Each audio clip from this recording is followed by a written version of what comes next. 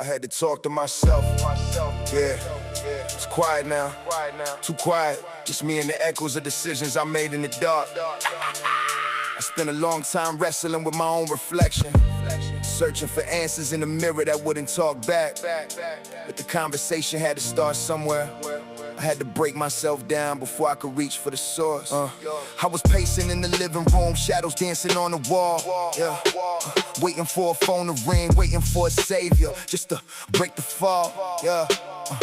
But the line was dead, and the silence was heavy like lead. I was dissecting every single word that I ever said, trapped in a cycle of overthinking, pacing until the floorboards creaked, searching for a blueprint in a life that left me feeling weak. The ego was loud, talking pride, talking about how I survived, but I was barely breathing, just trying to keep the ghost alive. I'd interrogate my spirit, asking why the path was so steep, why the mountain kept growing while I was trying to climb in my sleep. I had to talk to myself, had to get real with the man in the glass.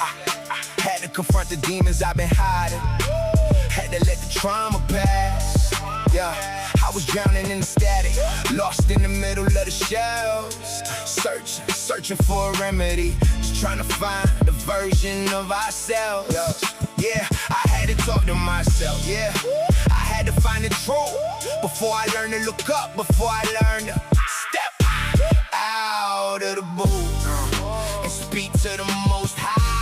Let the heavy burden fall. I had to talk to myself just to realize I wasn't alone at all. See, solitude is a weapon if you don't know how to wield it. I was bruising my own soul, I was keeping the wound and never healed it. I'd argue with my shadow, tell him he's the reason for the pain, blaming the world for the drought while I was standing in the rain. I had to audit the heart, had to look at the ledger of the soul, admit that I was broken, admit I was never in control. It's a lyrical warfare, fighting the thoughts to keep you low, trying to harvest some wisdom from all the seeds of grief I sowed. Then the frequency shifted, the internal dialogue started to change. I moved from self-loathing into a rain that felt less strange. I had to talk to myself, had to get real with the man in the glass, had to confront the demons I've been hiding, had to let the trauma pass. I was drowning in the static, lost in the middle of the shelves, searching for a remedy, just trying to find a version of ourselves. I had to talk to myself,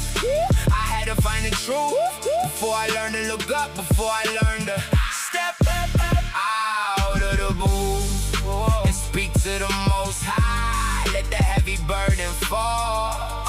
I had to talk to myself just to realize I wasn't alone at all.